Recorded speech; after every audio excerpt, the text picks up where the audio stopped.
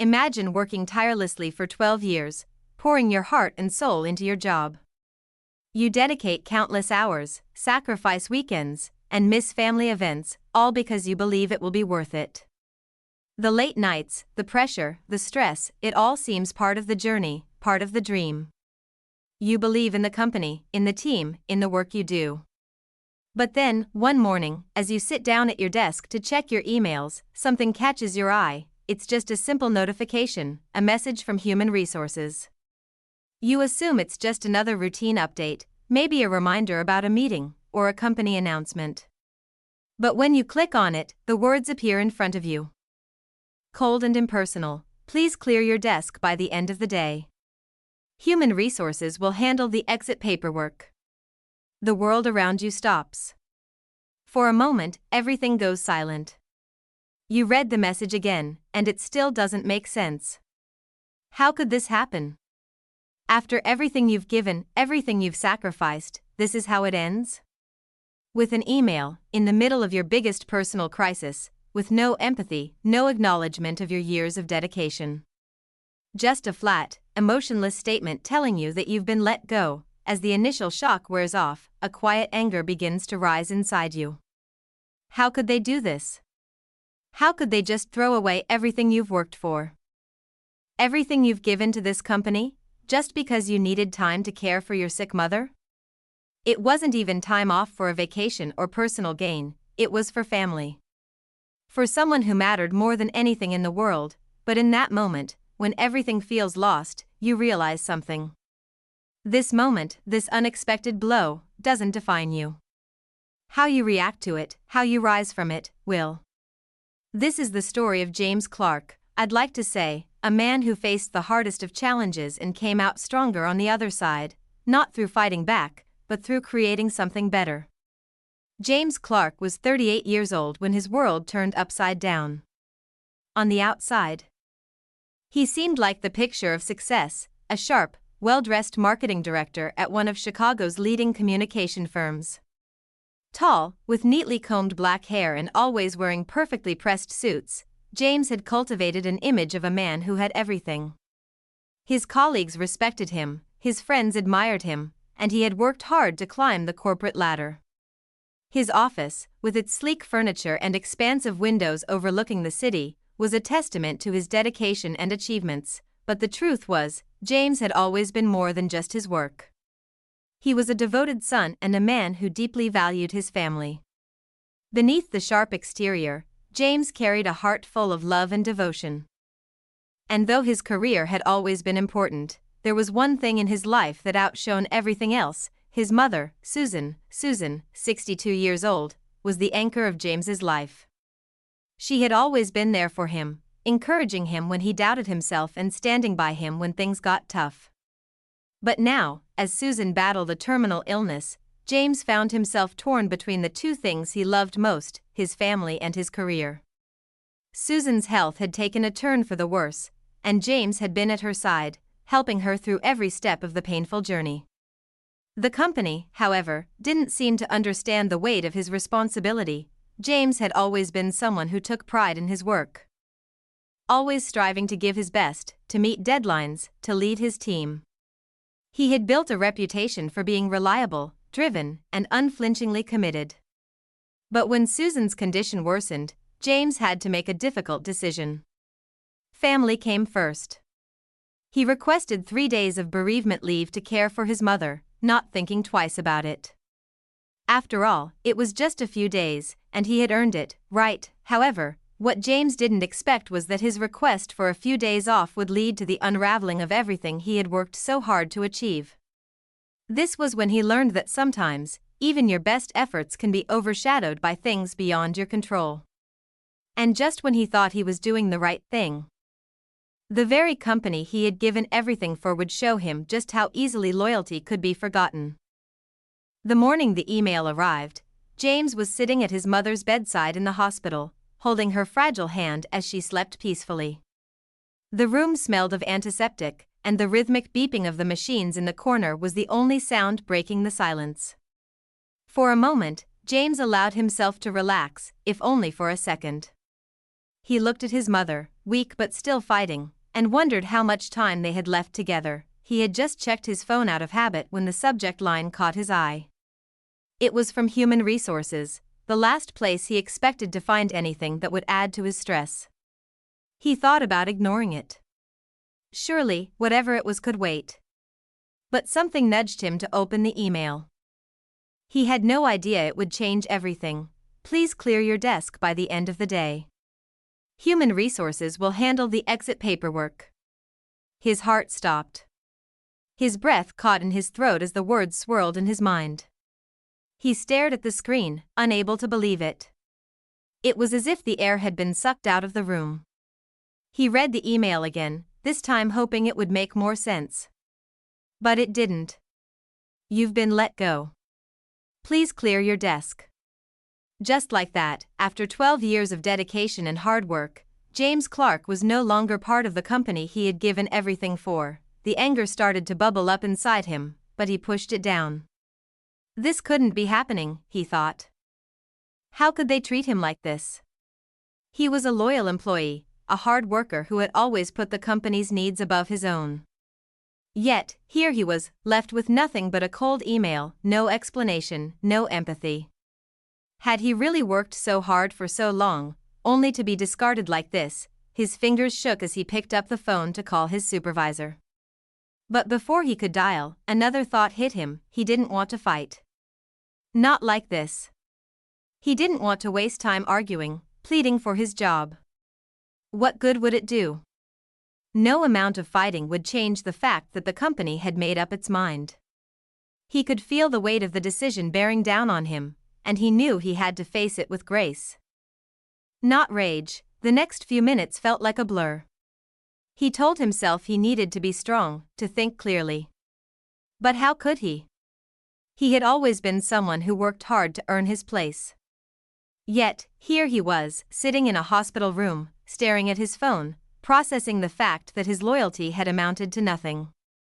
He knew that nothing he did now would change the situation. And that was what stung the most. As the reality of the situation sank in, James's thoughts began to race. He thought about his mother, still in that hospital bed, and the few precious days he had left with her. What did this email really mean? He had always been the one people relied on, the one who could get things done. No matter what.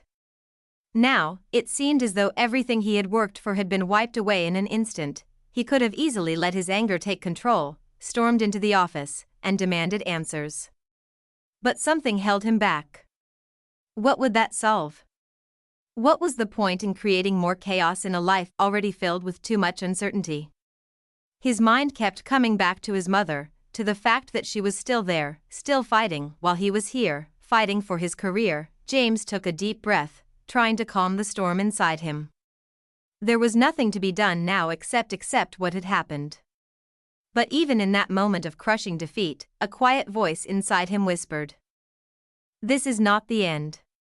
You are stronger than this. You will find a way forward." And that thought, that quiet reassurance, was what kept him grounded. The time had come to make a decision. James could choose to wallow in self-pity and anger, or he could choose to move forward. But if there was one thing he had learned in his life, it was that nothing worth having ever came easily. He would not let this be the thing that broke him. It was time to decide what came next. Without saying a word, James gently set his phone down on the table beside him. He took another glance at his mother, who, despite everything, still looked peaceful in her sleep. He felt a surge of love for her, for everything she had done for him. He wouldn't let her last days be marred by his own anger.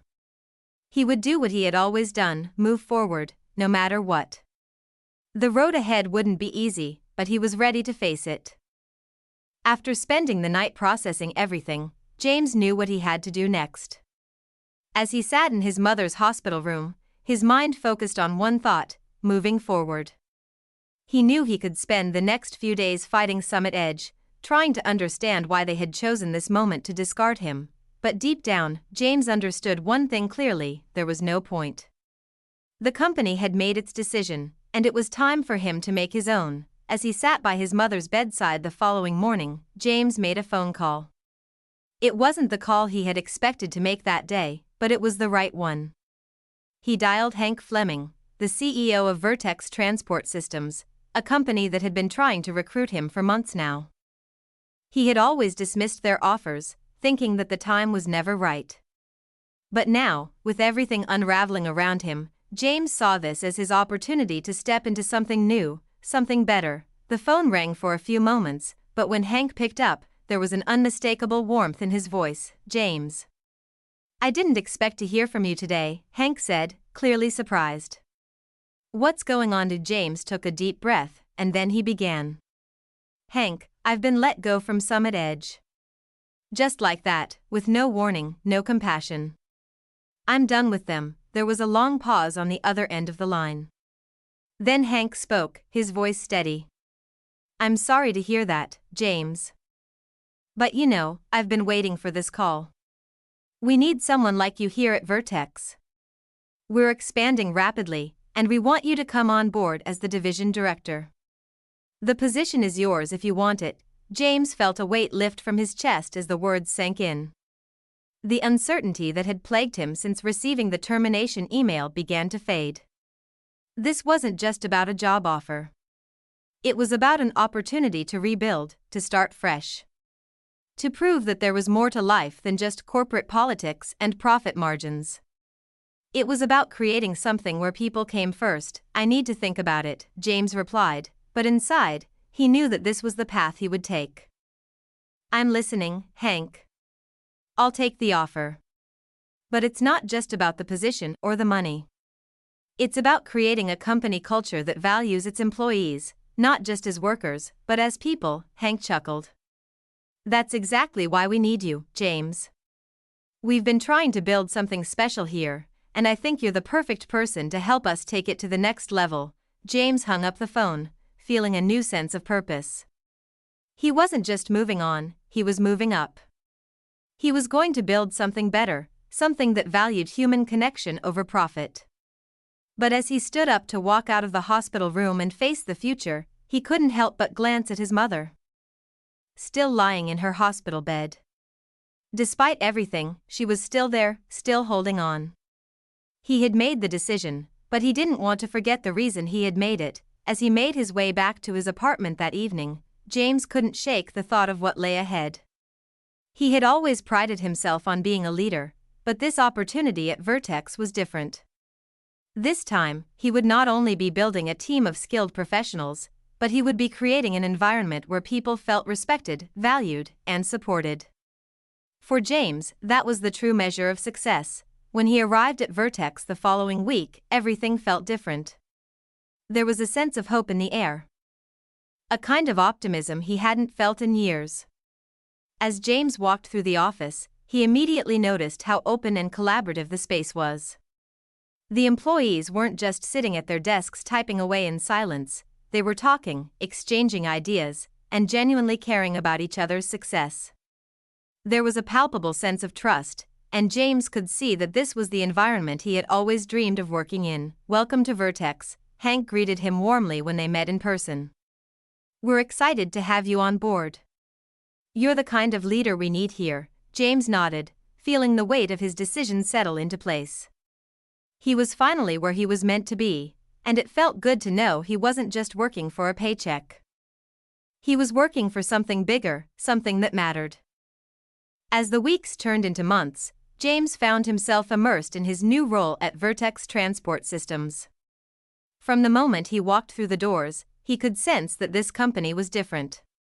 It wasn't just the bright, open office spaces, or the modern, collaborative environment. It was something deeper. The culture at Vertex was built on the idea that people mattered, employees, clients, everyone. There was a shared belief that success came not only from hard work but from mutual respect and support. James was given the freedom to build his division from the ground up, and he took that responsibility seriously. He wasn't just looking to meet numbers and set targets, he was determined to create a workplace where people felt valued. Where their well-being was as important as their output. The foundation of his leadership was built on empathy, trust, and communication. He made it clear from the start that this was a place where the team would be encouraged to work together, not against each other. It didn't take long for James's vision to begin to take shape. His division flourished, not just in terms of revenue, but in terms of employee satisfaction and retention. The team he built was loyal, motivated, and passionate about the work they were doing. They were inspired by the culture he had created, a culture of support, understanding, and encouragement. And that showed in their work. Client satisfaction increased. Projects were completed ahead of deadlines, and there was a noticeable shift in the office atmosphere. Within the first quarter, Vertex saw a significant improvement in its performance. The numbers were clear: James's division was thriving. Not only was his team hitting every target, but they were also exceeding expectations. They were creative, driven, and motivated by something deeper than just financial success. They were motivated by the sense that their work mattered and that they were part of a larger vision. Meanwhile, Summit Edge, the company that had discarded him, began to struggle. The cracks that had started to form when James left widened with every passing day. The company, once a powerhouse in the industry, was now dealing with a severe loss of talent. James's team, his loyal team, had all followed him to Vertex, leaving Summit Edge behind. And as the talented employees at Summit Edge left for better opportunities, clients began to notice the difference. Summit Edge's leadership tried to make adjustments, scrambling to fill the void James had left behind. But the damage was done. Without the key players who had made the company thrive, they began to lose clients, and the atmosphere in the office became tense. Employees were overworked, stressed, and the once promising company began to falter. James didn't gloat over Summit Edge's downfall. That wasn't the kind of person he was. Instead, he focused on what he was building at Vertex. It was clear that the culture he had established was not just working, it was thriving. And as clients saw the difference in the way Vertex treated its employees and the results it produced, they took notice. In just a few months, James had turned Vertex's division into one of the most successful in the company. The results were undeniable, and the company's leadership took notice. Hank Fleming was impressed, but he wasn't surprised. He had believed in James from the beginning. "You've done it, James," Hank said one afternoon as they reviewed the results together. "You've created something special here. Not just a successful team, but a family. And that's why this place is thriving." James smiled, but the satisfaction he felt was not just about the success of the division. It was about the people, their growth, their happiness, their sense of purpose. For James, success was no longer just about hitting targets or climbing the corporate ladder. It was about creating an environment where people could truly flourish, both personally and professionally. And he knew that was just the beginning. As the months passed, James's vision for a better, more human workplace began to spread throughout the company. Vertex, once just another competitor, was becoming an industry leader, not just because of the work they did, but because of the way they treated their employees. The ripple effects of James's leadership were beginning to be felt across the entire company, and that was something he could be proud of. And as he looked at the team he had built, the trust they shared, and the success they had achieved together, James knew that he had made the right choice. Not just for himself, but for the people who depended on him. It wasn't just about business. It was about creating a place where people could thrive. And that, he realized, was the greatest success of all. As James sat back in his office chair, the soft hum of the air conditioning filling the quiet room, he couldn't help but reflect on how far he had come. The journey from Summit Edge to Vertex had been a difficult one, but it had also been transformative. He had faced betrayal, uncertainty, and the kind of personal loss that could break even the strongest of people. And yet, here he was, not just surviving, but thriving. Looking out the window at the city below, James thought about the moment when he had received that heartless email from Summit Edge. It felt like a lifetime ago now, but the pain of that day still lingered. The betrayal he felt in that instant, the coldness of being discarded after everything he had given, had been something he never expected. It had shaken him to his core, but it also forced him to ask important questions. Questions about loyalty, about what truly mattered in life, and about the kind of person he wanted to be. James had always been driven by success, but that drive had come at a cost. It had cost him time with his family, time with his mother, and had blurred his sense of balance. The decision to step away from Summit Edge, to leave behind the career he had worked so hard to build, had not been easy. But it had been necessary. In that decision, he had rediscovered something far more important than professional success. He had rediscovered his purpose. The past few months at Vertex had been a revelation.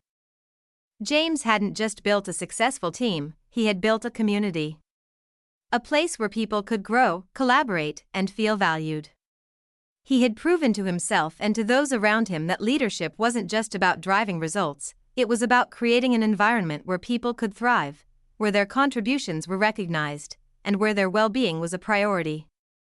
As James reflected on everything he had learned, one truth stood out above the rest: true leadership isn't about having all the answers or being the loudest voice in the room.